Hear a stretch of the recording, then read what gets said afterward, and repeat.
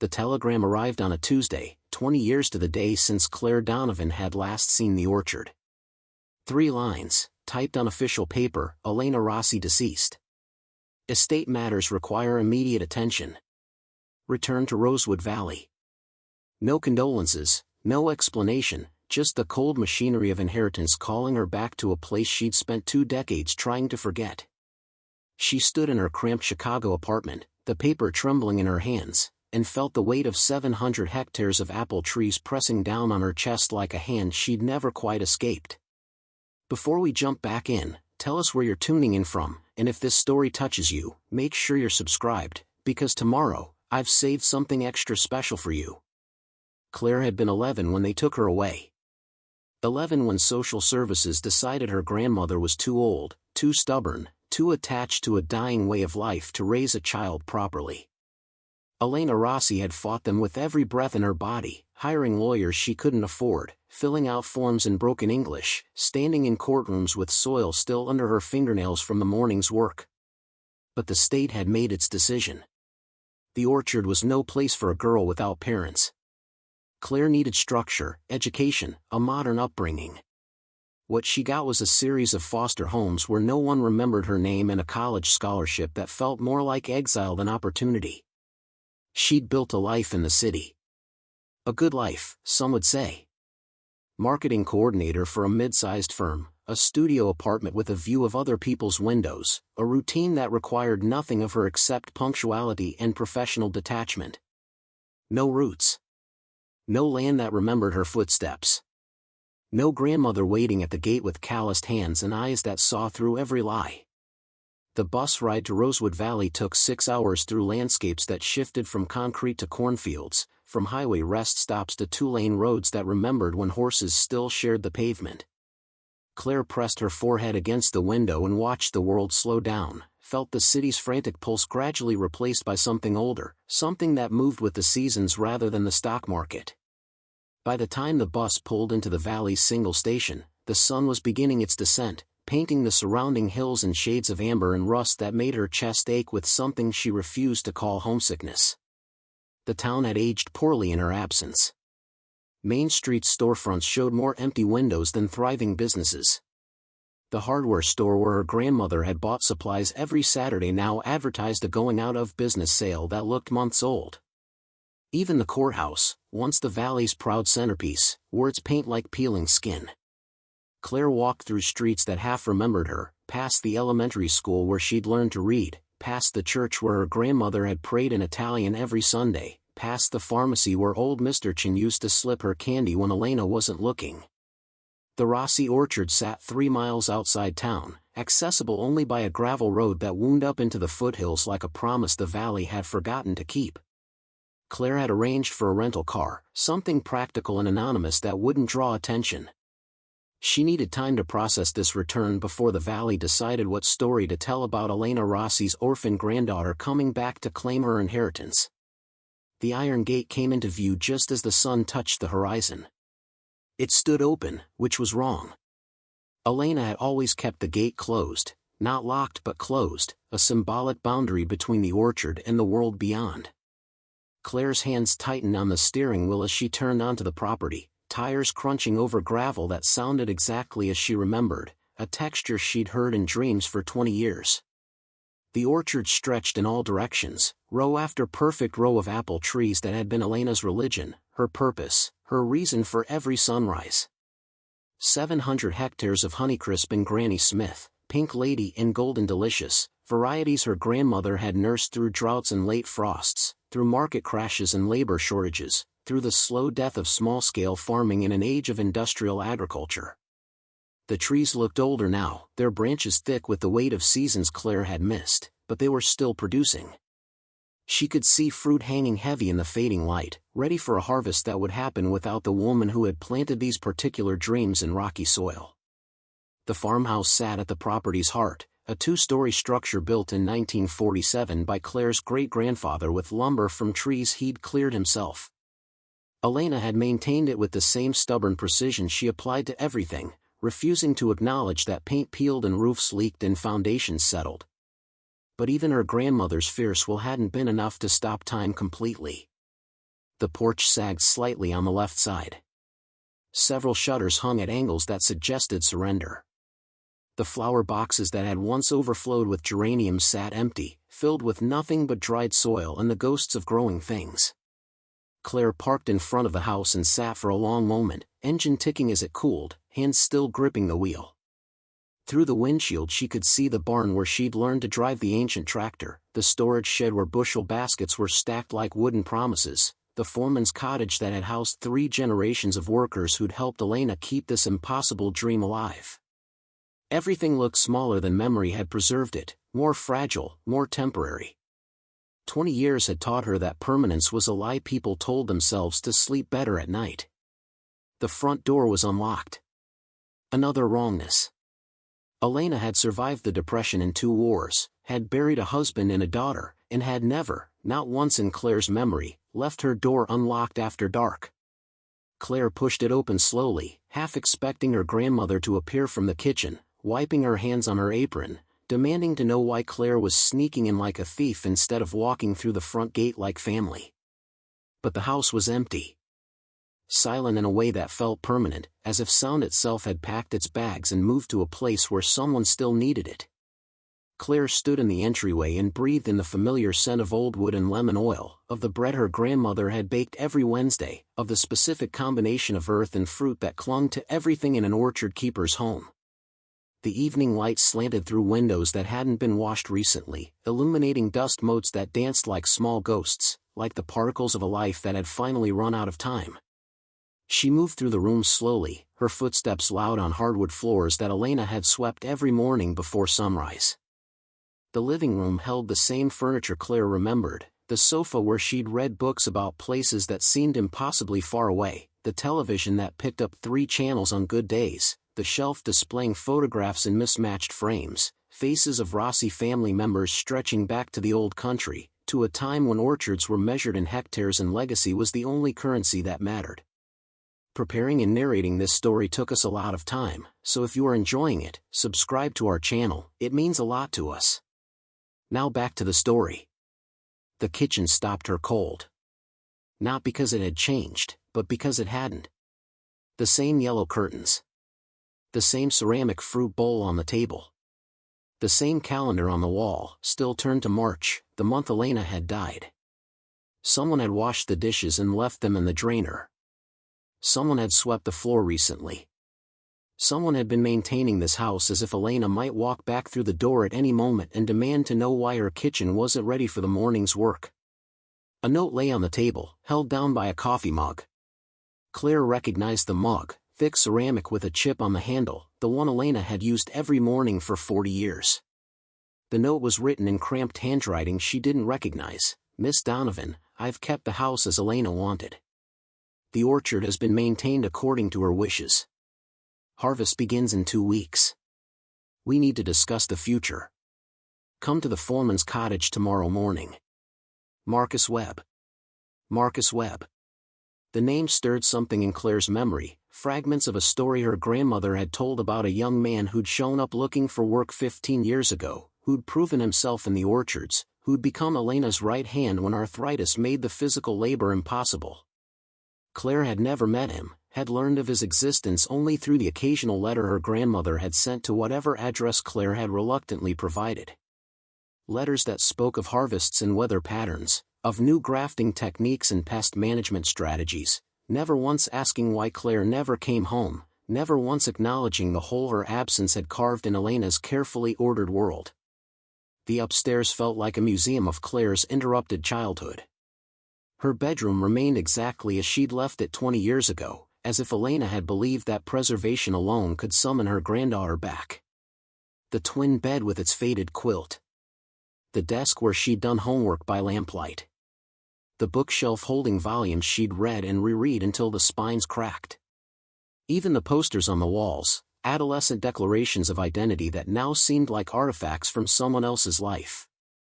Claire sat on the bed and it creaked in the same spot it had always creaked, a sound that transported her instantly to late nights when she'd lain awake listening to her grandmother move through the house below, checking locks, setting the coffee pot for morning, preparing for another day of work that would begin before dawn and end long after dark. Elena Rossi had never stopped moving, never stopped fighting, never stopped believing that if she worked hard enough, loved fiercely enough, the orchard would save them all. But the orchard hadn't saved her daughter, Claire's mother, who'd died in a car accident when Claire was 3. And it hadn't saved Claire from the system that decided blood wasn't enough when there were forms to fill and regulations to follow. And it hadn't saved Elena from whatever had finally convinced her body that 87 years was enough, that she'd earned the right to stop fighting, to lay down the burden she'd carried since the day she'd arrived from Italy with nothing but a husband's promise and a dream of growing something permanent in foreign soil. As darkness settled over the orchard, Claire made her way back downstairs and out onto the porch. The evening air smelled of ripening apples and freshly turned earth, of wood smoke from a neighbor's chimney and the particular dampness that meant the irrigation system was running. Stars were beginning to appear, the same constellations Elena had taught her to identify during summer nights when the heat made sleep impossible and the orchard needed checking for signs of stress or disease. She could see lights in the foreman's cottage, warm squares of illumination that suggested someone was home, someone was keeping watch. Marcus Webb, whoever he was, had been maintaining this place, keeping Elena's dream alive even after Elena herself had surrendered to the inevitable. The question was why? What loyalty or debt or hope kept him working land that now belonged to a stranger, to the granddaughter who'd abandoned her grandmother 2 decades ago and returned only when inheritance demanded it? Claire was about to head back inside when headlights appeared on the gravel road, moving fast, too fast for the narrow lane and the darkness pressing in from all sides. The vehicle, a large pickup truck, pulled into the driveway with the aggressive confidence of someone who belonged here, someone who had every right to arrive unannounced after dark. The engine cut and the driver's door opened, revealing a man in his 60s, thick through the shoulders, wearing work clothes that had seen better days.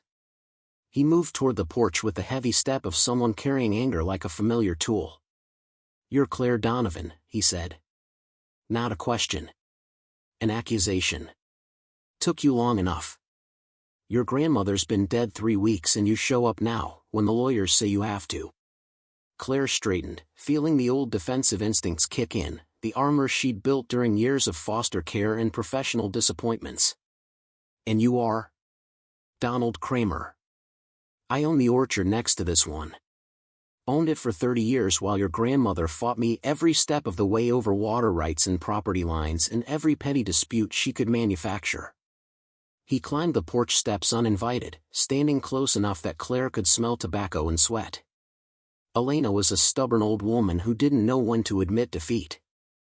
This orchard should have been sold off years ago, subdivided for development or absorbed into operations that know how to turn a profit. "Then why are you here?" Claire asked, keeping her voice level despite the adrenaline beginning to pump through her system. Kramer smiled, but there was nothing friendly in it. "To make you an offer. A generous offer, considering the state of this place. I'll buy the orchard from you, pay fair market value, maybe even a little more if you're reasonable about it.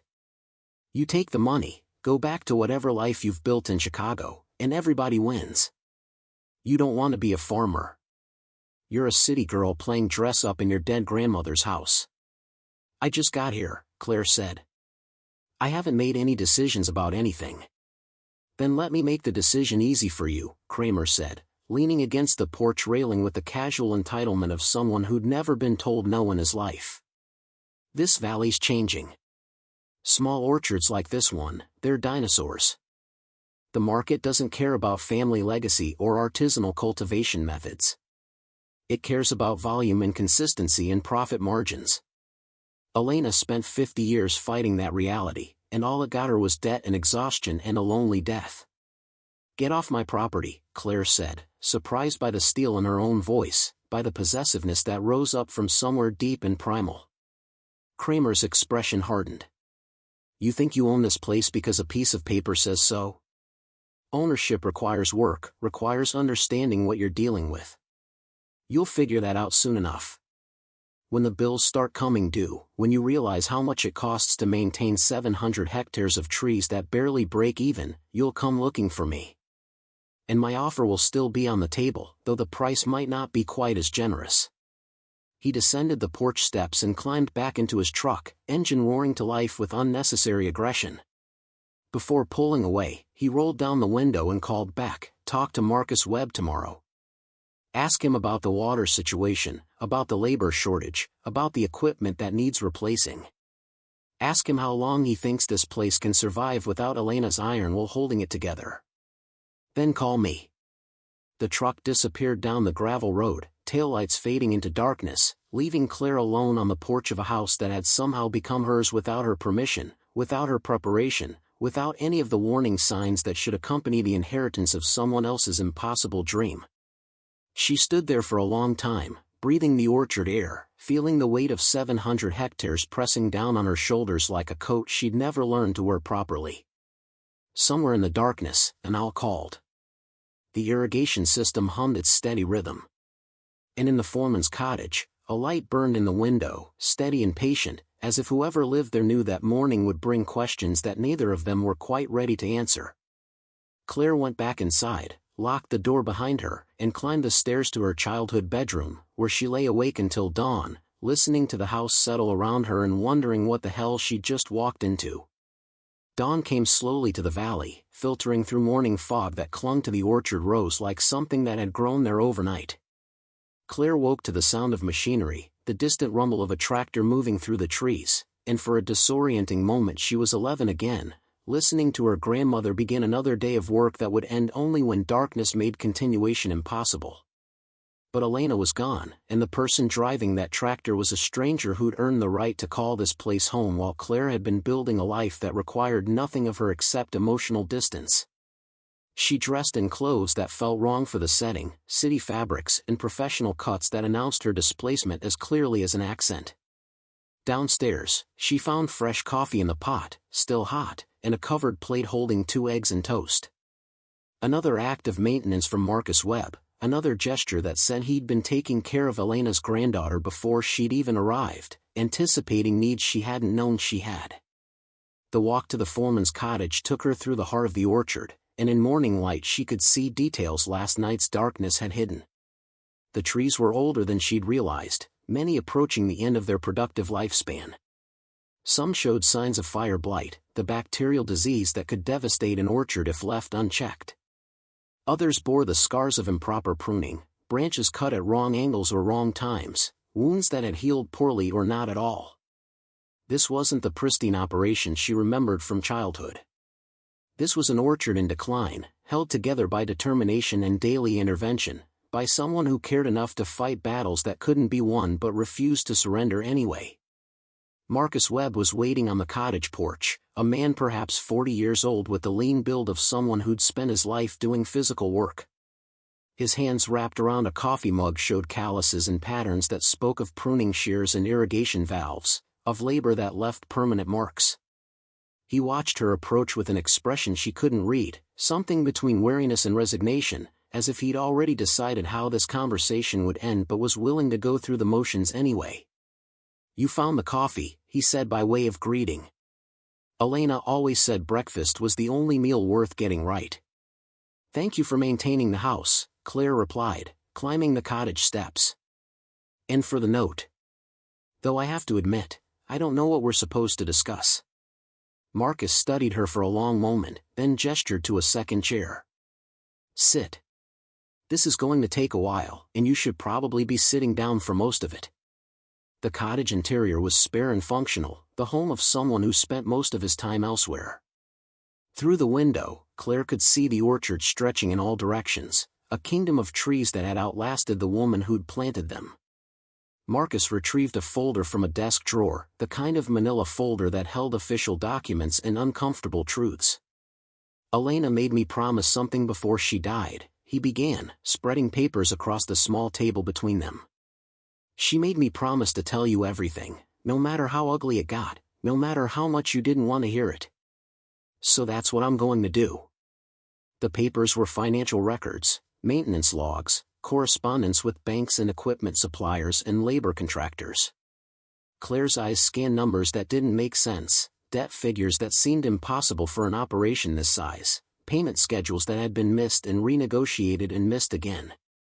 "Your grandmother was $200,000 in debt when she died," Marcus said quietly. "The orchard hasn't turned a profit in 6 years.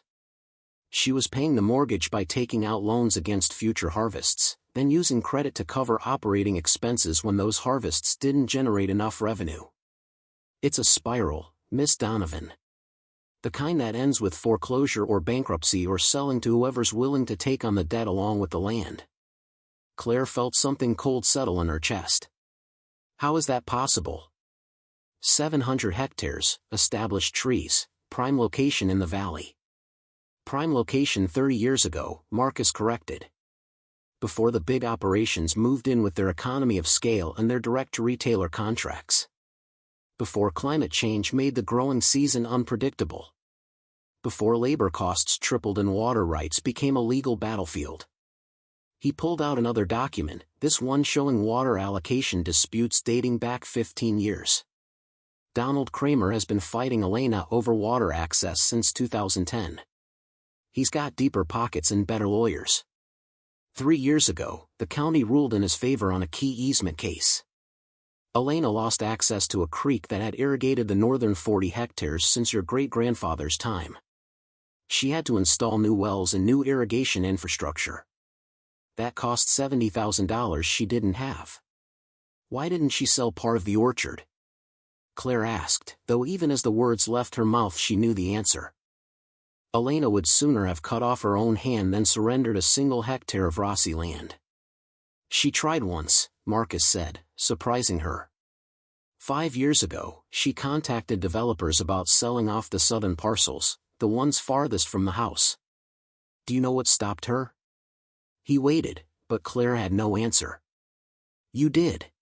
She said those were the parcels she'd been saving for you, for when you came home and wanted to build your own house, start your own family.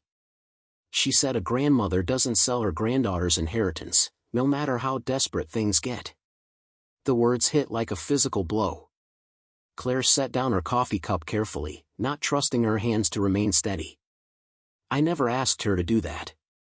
I never asked her to preserve anything for me. You never had to ask.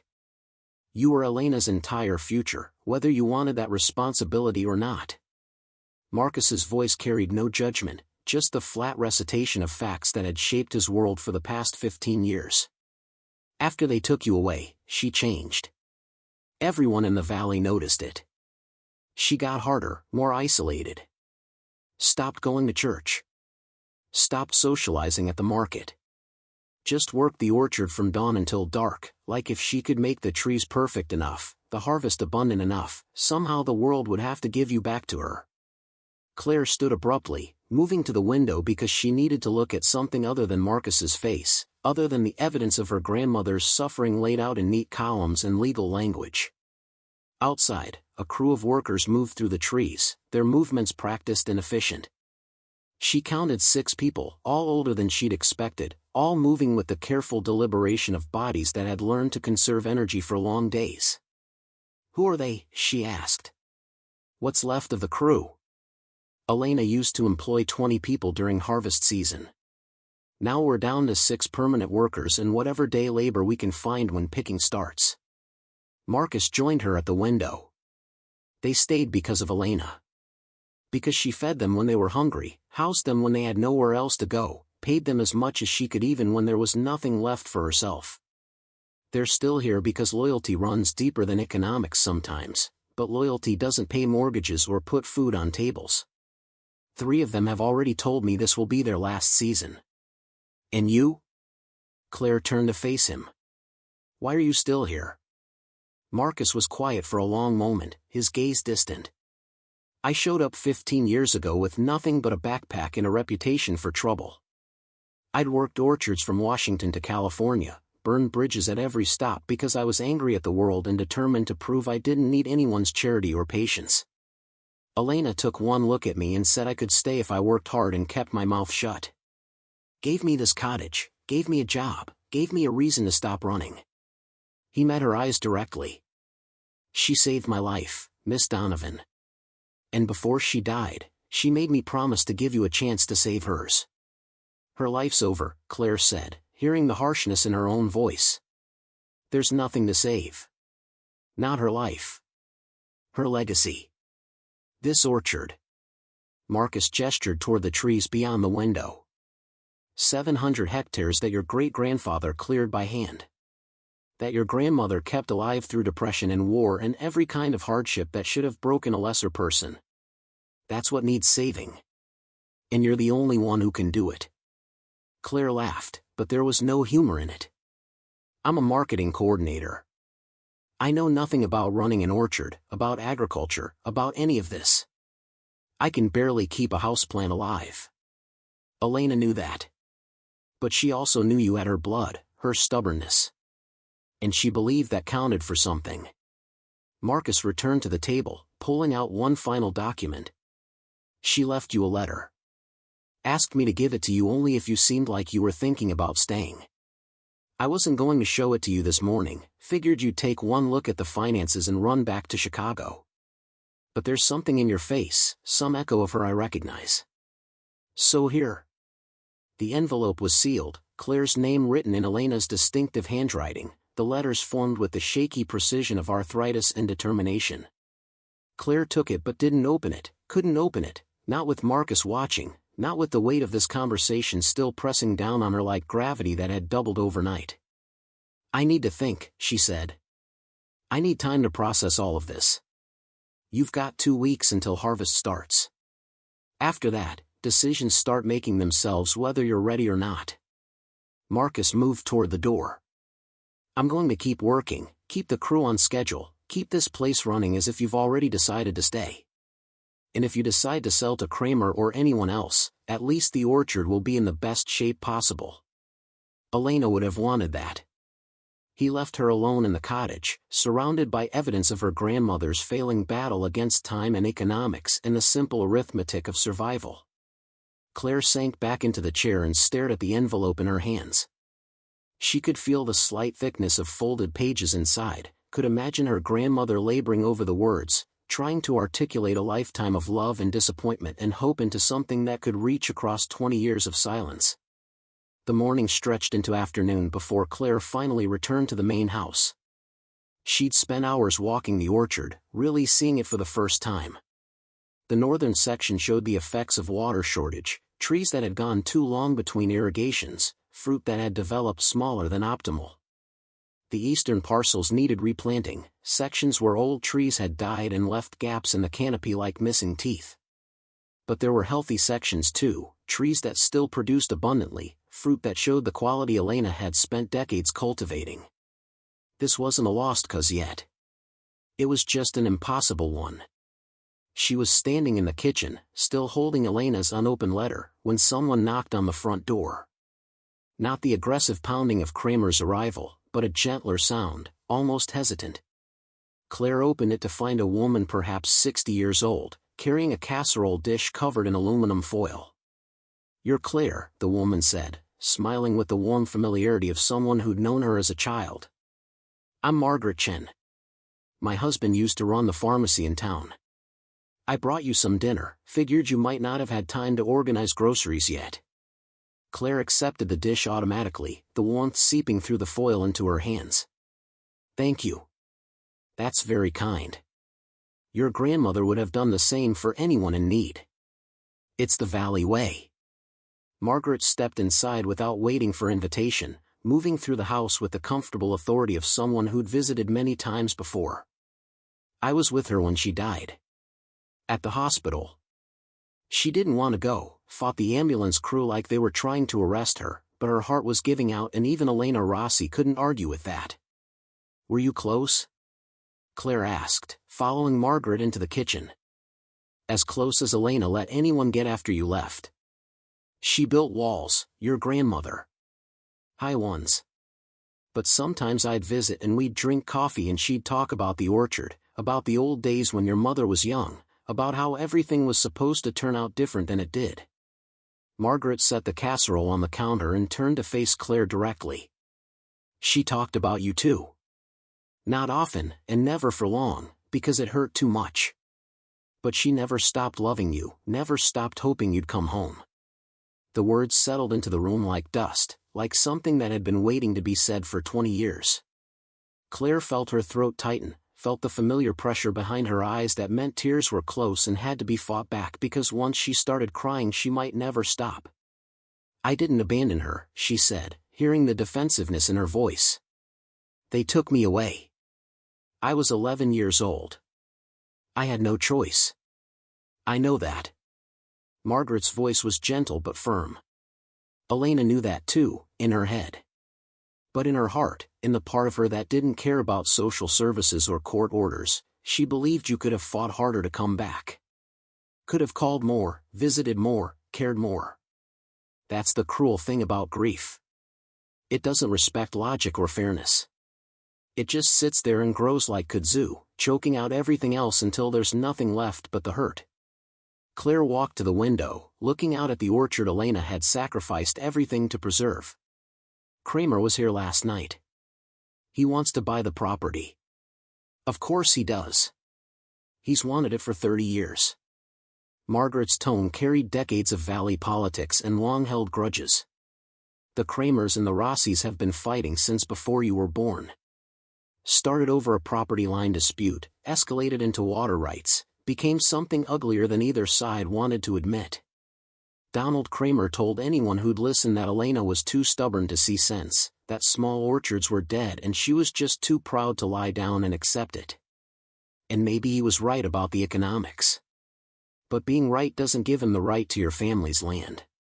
It's just land, Claire said, but even as the words formed she knew they were a lie, could feel the weight of 700 hectares pressing against her chest like an accusation. If you believe that, then you've forgotten everything Elena tried to teach you. Margaret moved to stand beside her at the window. Land is memory. Land is all the people who worked it and loved it and died still holding dirt under their fingernails. Your great-grandfather is in this soil. Your mother played in these trees before the accident took her.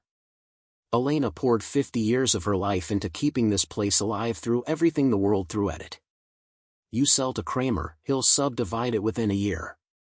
Turn it into a housing development or absorb it into his operation and tear out the old trees to plant new stock that produces higher yields. All that history, all those lives, gone like they never mattered. I can't save it, Claire whispered. I don't know how. Then learn. Elena did. She came here from Italy speaking barely any English, knowing nothing about farming, nothing about this valley or its politics or its weather patterns. She learned because the alternative was failure, and Elena Rossi didn't know how to fail at anything that mattered. Margaret placed a hand on Claire's shoulder. You're her granddaughter. You've got the same steel in your spine whether you want to acknowledge it or not. After Margaret left, Claire finally opened Elena's letter. She sat at the kitchen table, in the same chair she'd occupied as a child, and unfolded pages covered in her grandmother's handwriting. The letter was dated 2 months before Elena's death, written with the awareness that time was running out and words needed to be said before silence became permanent. My Claire, if you are reading this, I am gone and you have come home. I want to believe you came because you wanted to, not just because lawyers made you, but I am old enough to know that wanting something doesn't make it true. There are things I need to tell you. Things I should have said 20 years ago but didn't because I was too proud, too angry, too convinced I could fix everything if I just worked hard enough. I was wrong about many things, but mostly I was wrong about believing work could substitute for honesty. They took you from me and I hated them for it. Hated the social workers and the judges and the system that decided I wasn't good enough to raise my own granddaughter. But the truth I never admitted, not even to myself, was that maybe they were right. Maybe an old woman in a dying orchard were no place for a child who deserved more than early mornings and late nights and the smell of fertilizer in her clothes. I fought to get you back because losing you felt like losing your mother all over again, like losing the last connection to my daughter who died too young. But I never asked what you wanted. Never considered that maybe Chicago was better for you than this valley, that maybe you needed distance from all this grief we carry in the soil here. The orchard is failing. By the time you read this, Marcus will have shown you the numbers, the debt, the impossible arithmetic of survival. I kept it going out of stubbornness, out of pride, out of the foolish belief that if I could just make it one more season, one more harvest, somehow everything would turn around. It didn't. It won't. And now that burden is yours, which is unfair and cruel and exactly what you don't deserve. I am leaving you a choice I never gave you before. You can sell this place, take whatever money is left after the debts are paid, and go back to your life. No one would blame you. Or you can stay. You can learn what I learned, that land demands everything and gives back barely enough to keep you coming back for more. That roots grow down deeper than seems possible. That some legacies are worth preserving even when they make no sense on paper. If you stay, Marcus will help you. He knows this orchard better than anyone now, knows every tree and its temperament, knows how to coax fruit from reluctant branches and make the soil give up one more season when it should be exhausted. Trust him. And trust yourself, trust the Rossi stubbornness that runs in your blood whether you want it or not. If you go, know that I forgive you. Know that I loved you every day you were gone, loved you in the quiet moments between one task and the next, loved you in the way I tended trees that would never see you climb them again. Loving you is the easiest thing I ever did. Letting you choose your own path is the hardest. Whatever you decide, the land will remember you. The trees will know you walked here, that your feet touched soil that remembers your mother, your great-grandfather, all of us who believed this place was worth the sacrifice it demanded. That's what legacy means. Not ownership. Just being part of something that continues after we're gone. With all my love, Nana Elena. Claire read the letter 3 times, each pass revealing new layers of pain and hope and the kind of wisdom that comes only from a lifetime of choosing duty over ease. Outside, the sun was beginning its descent, painting the orchard in the same amber light that had greeted her arrival. She could see Marcus in the distance, moving between trees, checking fruit quality, doing the work that needed doing whether anyone was paying attention or not. Her phone buzzed. A text from her supervisor in Chicago, "Hope everything is okay. Don't forget the Pemberton presentation is next Thursday. Need your slides by Monday." The Pemberton presentation. Office politics and client retention strategies and all the machinery of a life that had seemed important until she'd stood in her grandmother's kitchen and felt the weight of 700 hectares pressing down on her shoulders. Claire looked at the phone, then at the letter, then out the window at the orchard that had consumed Elena's entire life. She didn't make a decision that moment. But she didn't leave either. And in the not leaving, in the staying through sunset and into evening, something began to shift, some tectonic movement deep in the foundation of who she believed herself to be. The land was calling. Not with words, but with the same stubborn insistence that had kept Elena fighting long past the point when surrender would have been easier. And Claire, despite everything she'd built to insulate herself from exactly this kind of responsibility, felt herself beginning to answer. The learning began before sunrise. Marcus arrived at the main house while stars still pierced the darkness, carrying thermoses of coffee and the expectation that Claire would be ready to work. She wasn't, not really, but she pulled on borrowed boots that had belonged to Elena and followed him into the pre-dawn cold anyway, into a world that operated on rhythms she'd forgotten existed. "Harvest waits for no one," Marcus said, leading her through rows where fruit hung heavy in the darkness. "The apples tell us when they're ready, not the other way around. You learn to listen or you lose the crop." Listening, Claire discovered, meant understanding things her city life had never required. The subtle shift in an apple's color that indicated peak ripeness. The way morning dew affected picking conditions. The intricate choreography of moving bins and ladders and workers through 700 hectares with efficiency that meant the difference between profit and loss.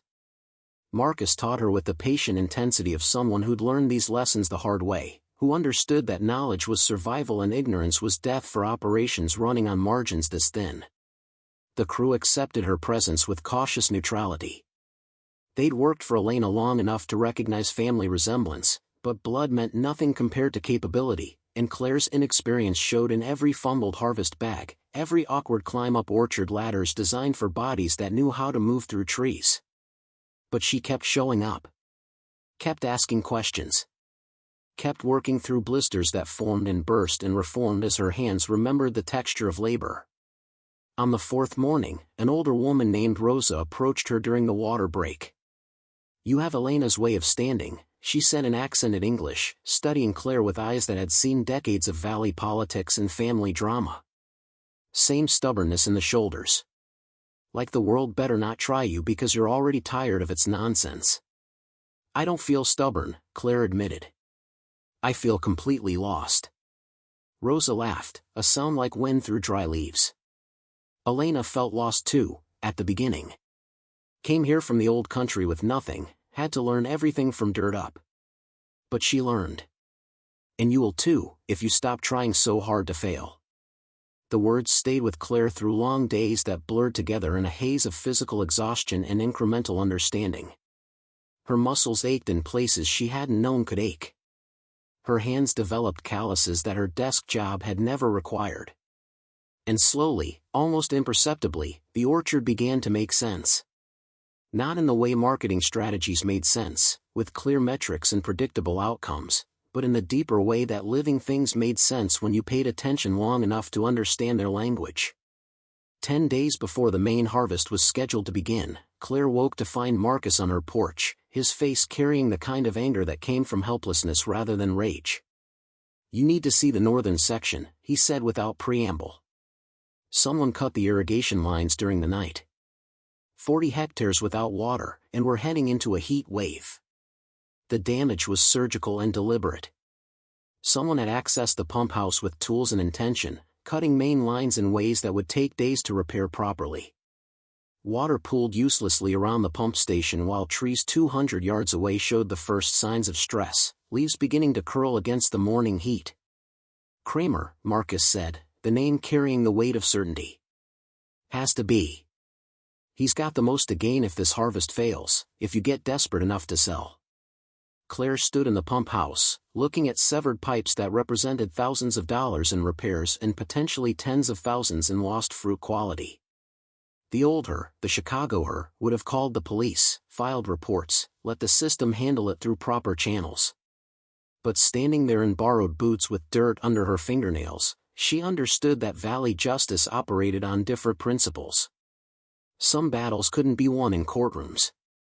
"Can we fix it in time?" she asked. Marcus was already assessing the damage, his hands moving over pipes with the practiced touch of someone who'd dealt with irrigation emergencies before. "If we work through the night, maybe. We'll need parts, need help. It'll cost money you don't have." "Then I'll borrow more," Claire said, surprised by the steel in her own voice. "I'm not letting him destroy what Elena spent 50 years building because I'm too afraid of debt." They worked through that day and into darkness, Marcus calling in favors from suppliers who remembered Elena, Claire learning pipe fitting and pressure systems through immersion and necessity. The crew stayed late without being asked, understanding that sabotage was an attack on all of them, on the shared dream of keeping small operations alive in a valley increasingly dominated by consolidated agriculture. By midnight, water was flowing again, though Claire's hands were bloody from pipe wrenches and her back screamed from hours spent in awkward positions.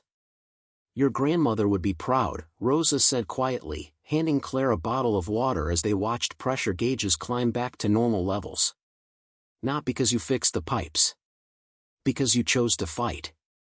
The next morning, Claire drove to Kramer's orchard.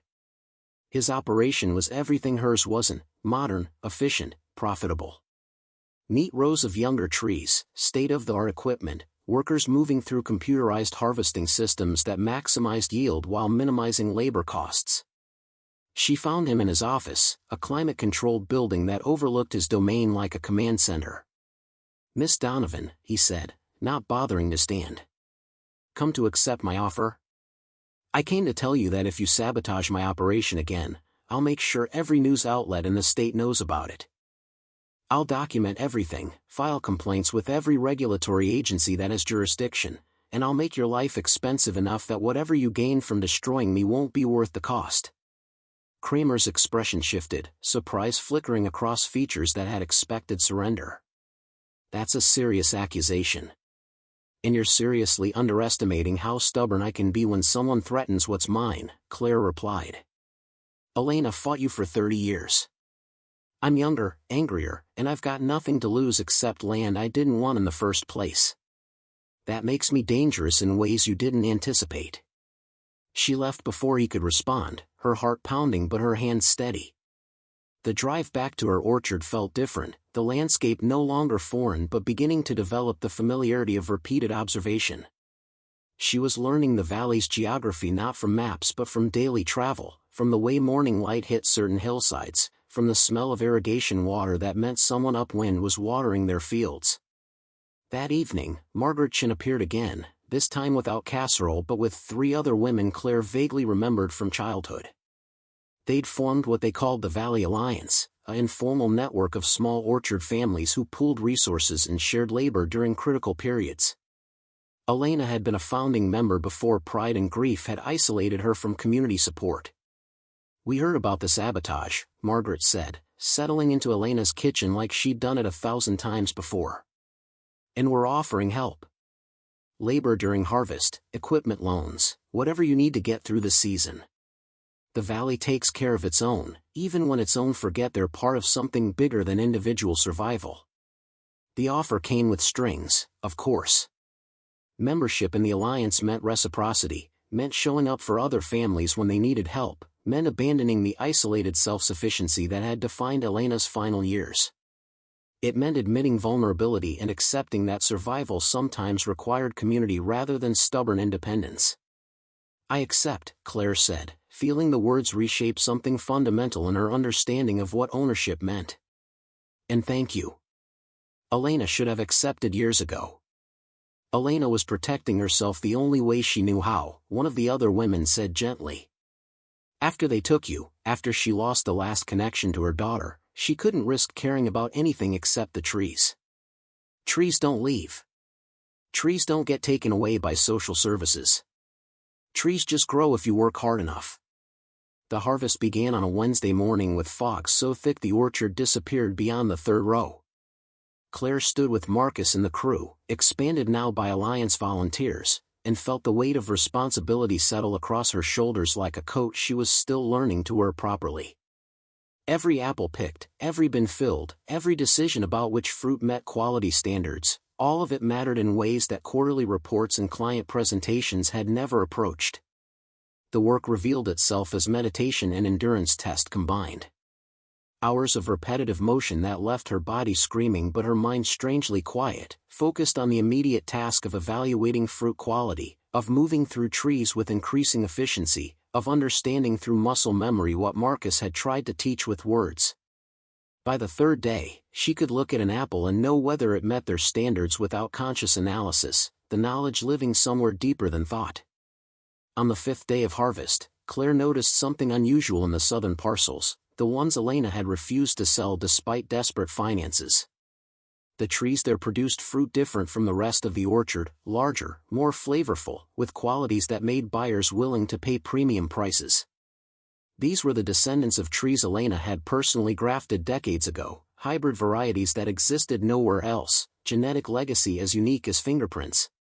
"Your grandmother spent 20 years developing these cultivars," Marcus explained when Claire asked. "Crossed varieties until she found combinations that thrived in our specific soil and climate conditions. That's what made this orchard special, not just the size but the quality. These trees are irreplaceable. You can't buy them from nurseries. If they're lost forever." The revelation shifted something in Claire's understanding. This wasn't just land and debt and impossible economics. This was living research, genetic diversity preserved through one woman's obsessive attention to detail. Elena had created something genuinely unique, and now that knowledge, that legacy, rested in Claire's uncertain hands. The harvest continued through weeks that blurred together in exhaustion and gradual competence. Claire learned to read weather patterns, to adjust picking schedules based on approaching storms, to negotiate with buyers who tried to exploit her inexperience. She made mistakes, sorting errors that cost them premium pricing, scheduling conflicts that left fruit unpicked too long, but the crew tolerated her learning curve with patience that felt like grace. Rosa became an unlikely mentor, teaching Claire the subtle politics of crew management, how to balance authority with respect, how to push for productivity without exploitation. Elena knew every worker's family situation, every kid's name, every hardship and celebration, Rosa explained during a water break. That's why we stayed when we could have found easier work elsewhere. She treated us like we mattered, not just as labor but as people with lives that extended beyond these trees. The knowledge humbled Claire, revealing depths to her grandmother's character that childhood memory hadn't preserved. Elena hadn't just worked harder than everyone else. She'd cared harder, invested in relationships that transcended economic transactions. That was the legacy Claire needed to preserve, not just trees but the human ecosystem that sustained them. 3 weeks into harvest, with half the crop successfully picked and stored, Claire received a call from Donald Kramer. His voice carried none of its earlier aggression, just tired calculation. "I'm withdrawing my offer to purchase," he said without preamble. "And I'm calling off any further complications for your operation. You've proven you're not leaving, and I'm too old to waste energy on battles I can't win." "What changed?" Claire asked, suspicious of the sudden reversal. "Margaret Chin paid me a visit. Brought the entire alliance board. Reminded me that valley politics are long-term games and that making enemies of everyone costs more than any single orchard is worth." He paused. "And maybe I'm tired of being the villain in everyone's story. Elena and I fought for 30 years, and what did either of us gain? Nothing but ulcers and legal bills. I'm done."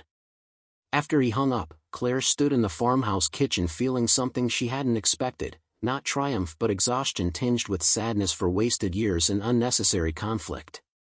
Kramer wasn't evil, just ambitious in ways that required other people's failure. And Elena hadn't been a saint, just stubborn in ways that isolated her from potential allies. Both had paid prices higher than their pride could acknowledge. The final week of harvest brought unexpected beauty. Autumn had arrived properly, painting the valley in colors that made Claire stop mid-task just to witness transformation. The orchard had become something different in her perception, no longer an obligation or burden but a living entity with moods and needs and the capacity to reward attention with abundance. She'd learned its language, learned to read stress in leaf curl and plenty in fruit weight, learned the difference between trees that needed intervention and trees that needed to be left alone to do what generations of breeding had prepared them for. On the last day of harvest, with the final bins loaded and the season's work complete, the crew gathered for the traditional meal that marked the end. Margaret and the Alliance women had prepared food, and workers brought their families, and suddenly the farmhouse that had felt so empty filled with noise and laughter and the particular warmth of shared accomplishment. Marcus found Claire on the porch, away from the celebration, looking out at trees that were settling into dormancy after giving everything they had. "We did it," he said simply. "The numbers won't be final for another week, but preliminary calculations suggest we'll break even, maybe show a small profit after we pay the Alliance back for their help." "Break even," Claire repeated, testing the phrase. In Chicago, breaking even would have been failure. Here, it felt like victory. "Elena would count that as success," Marcus said. "She spent 10 years losing money. 1 year of stability would have made her weep with relief." He handed Claire an envelope. "This came today. From the Agricultural Extension Office. Apparently, someone nominated your grandmother's hybrid cultivars for heritage variety preservation. If approved, there's grant money available for genetic preservation and research." Claire opened the envelope, scanning the official letter that used words like agricultural biodiversity and irreplaceable genetic resources. Someone, probably Marcus, had recognized the value of Elena's life work beyond mere profit calculations.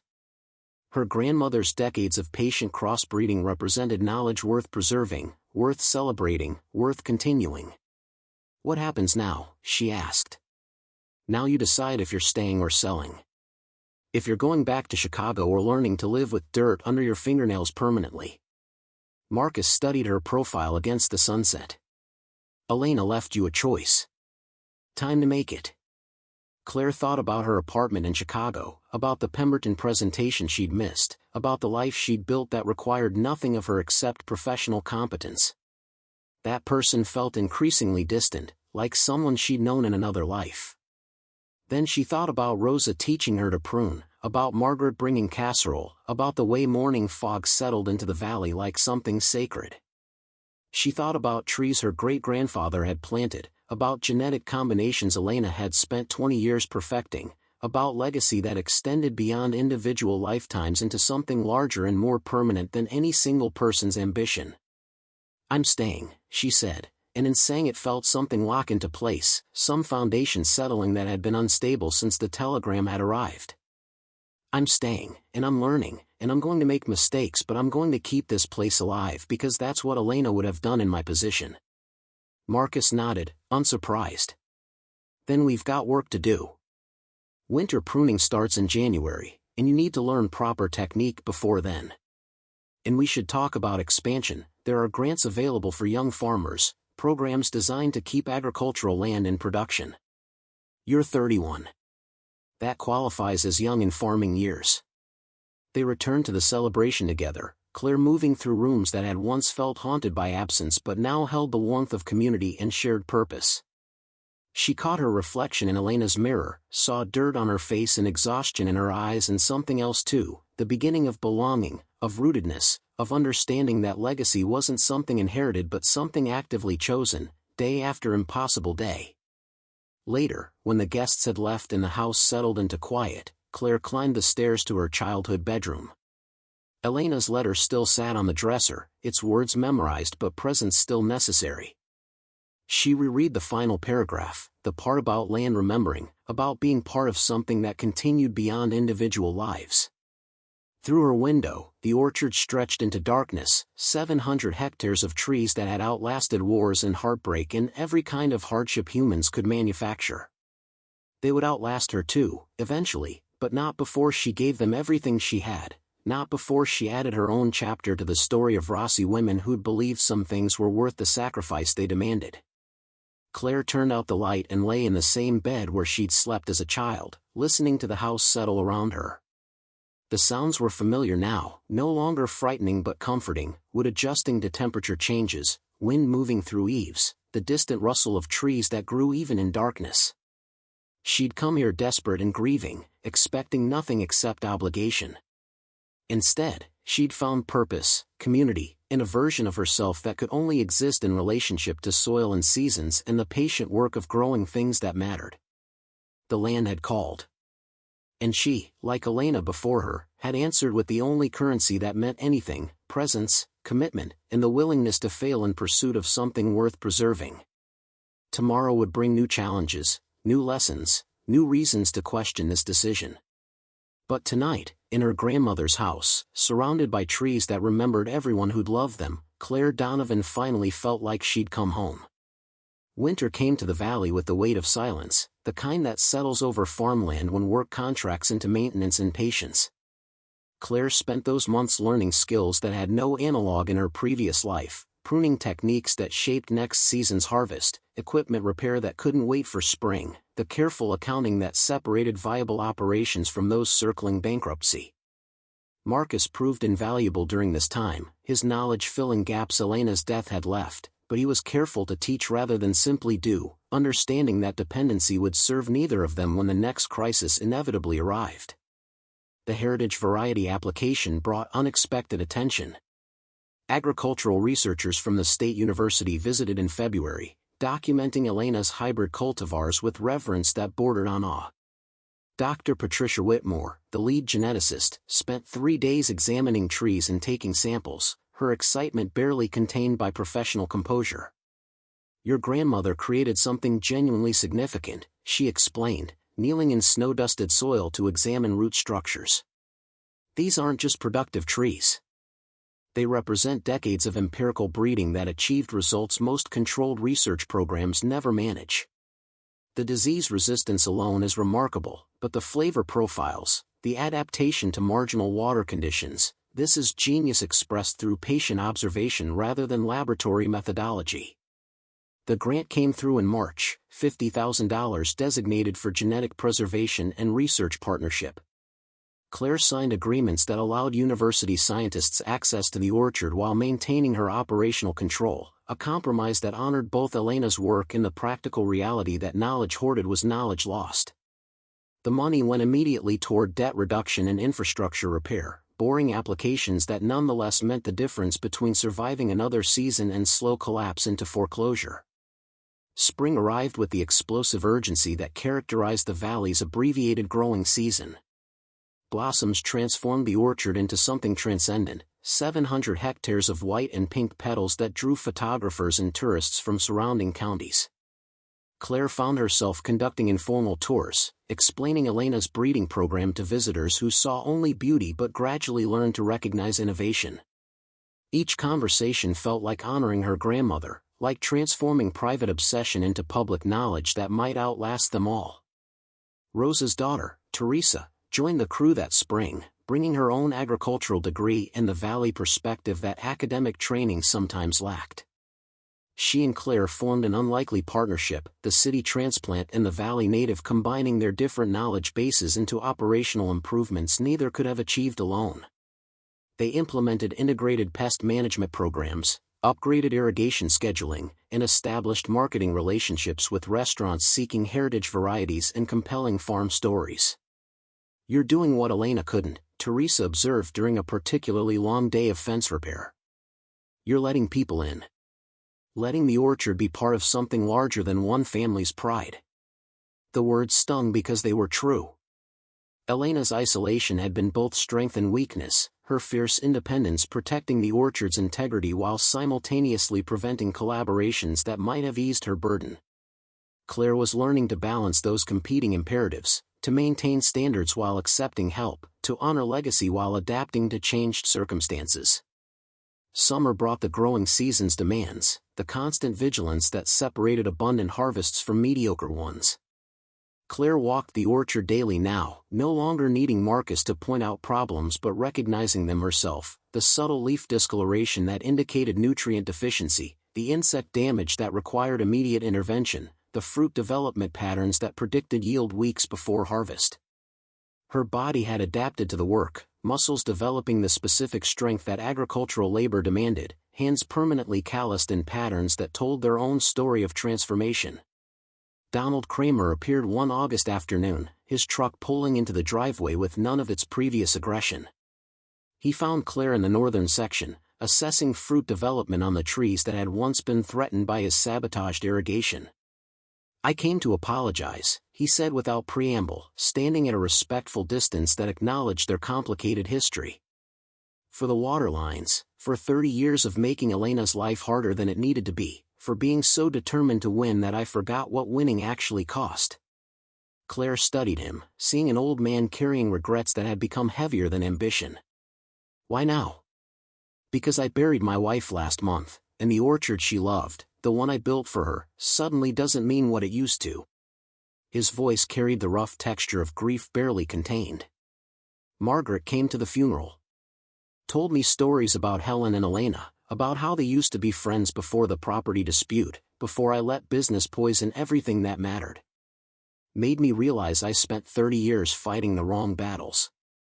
They stood among trees that had witnessed generations of valley drama, roots intertwining beneath soil that remembered every conflict and reconciliation. Claire thought about Elena's letter, about the burden of grudges that outlasted their original justifications. "Elena would have forgiven you," she said finally. "She was stubborn, but she wasn't cruel. And holding on to anger she's not here to feel serves no one." Kramer nodded, visibly struggling with emotions that age and loss had stripped of defensive layers. "Your grandmother was a remarkable woman. Impossible, infuriating, but remarkable.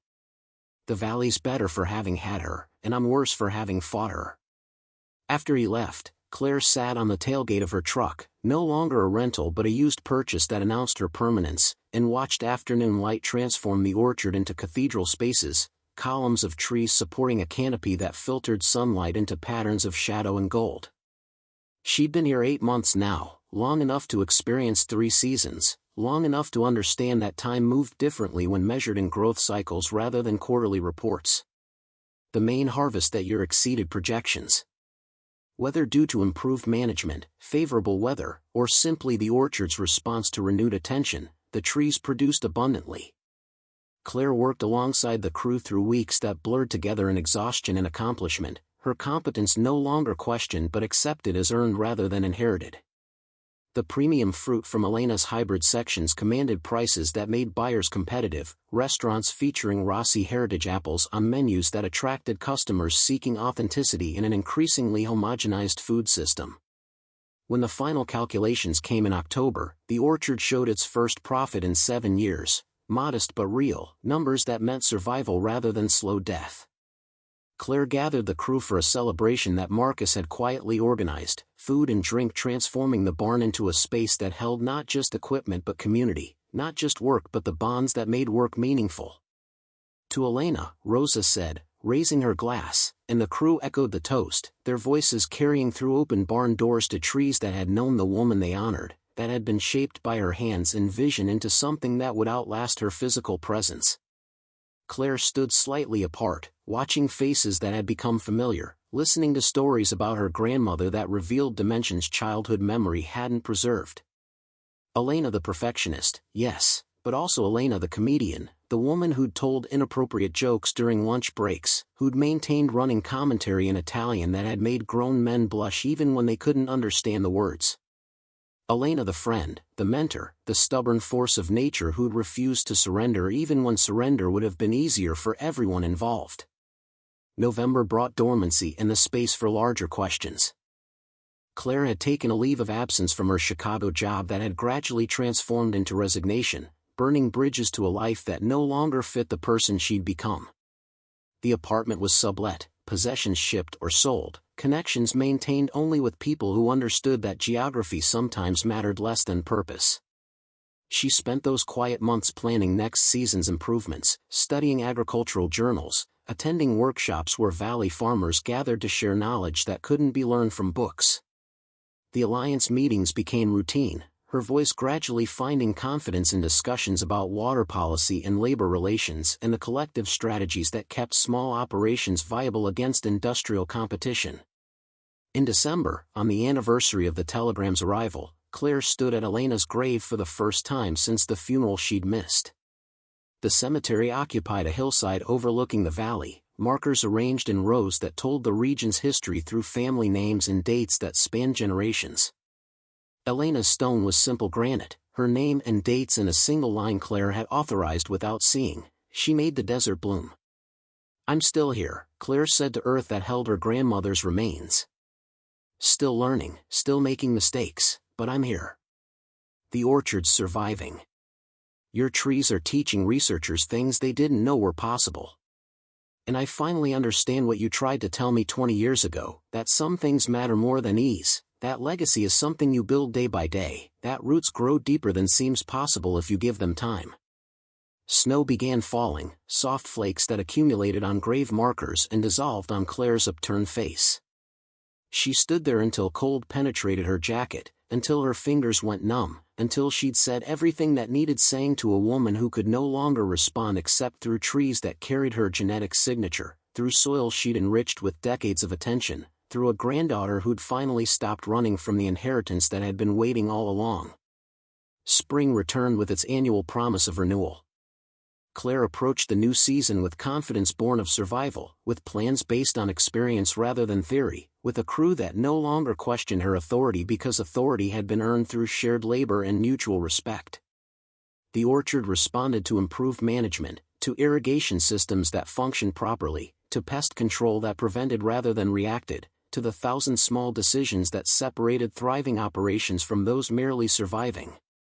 Teresa and Claire expanded the heritage variety marketing, establishing relationships with chefs and specialty grocers who valued story as much as product, who understood that apples could carry meaning beyond nutrition or convenience.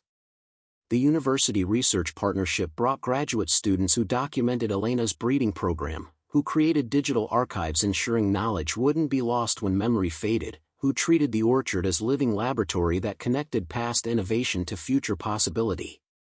By the second harvest, the orchard's transformation was undeniable. Not just in financial metrics, though those continued improving, but in atmosphere, in the sense that this place had remembered how to breathe, had released tensions that Elena's final years had accumulated. Workers brought their families again. Tours happened weekly during growing season. The farmhouse, once isolated and silent, became gathering place for alliance meetings and community events and the organic socialization that characterized healthy rural networks.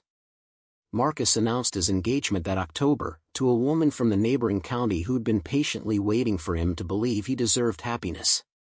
The crew celebrated with the same enthusiasm they'd shown for harvest completion, understanding that personal joy and collective well-being were inseparable in communities small enough that everyone's story mattered. Elena would have liked her, Marcus told Claire during a quiet moment after the announcement. Would have approved of someone stubborn enough to put up with me. Elena would have been proud of you, Claire replied. Of everything you've built here, everything you've preserved. This orchard wouldn't have survived without you. It wouldn't have survived without you either, Marcus countered. I could maintain it, but you transformed it. Gave it future tense again instead of just past tense being slowly forgotten. 3 years after the telegram's arrival, Claire stood in the same spot where she'd first seen the orchard, where the gravel drive met the property boundary and 700 hectares stretched toward horizons that no longer felt foreign. The gate stood open now, welcoming rather than defensive, announcing that this place had remembered it was part of something larger than individual ownership. The farmhouse had been renovated carefully, maintaining character while acknowledging that comfort and efficiency weren't betrayals of tradition. The barn housed modern equipment alongside antique tools preserved as reminders of how things had been done before petroleum and electricity had changed agriculture's fundamental nature. The foreman's cottage was being prepared for Teresa, who'd accepted permanent position as assistant manager, bringing valley roots and contemporary expertise into partnership that promised continuity beyond Claire's eventual tenure. Because that was the thing about legacy, it required accepting that permanence was illusion, that the best anyone could do was maintain something valuable long enough to pass it intact to whoever came next. Claire had learned that from Elena's example, from the orchard itself, from trees that had outlasted everyone who'd planted them but required constant care to continue their purpose. The Heritage Variety Program had expanded beyond expectations. Other orchards were grafting Elena's cultivars, spreading genetic diversity that might prove crucial as climate change made traditional varieties increasingly marginal.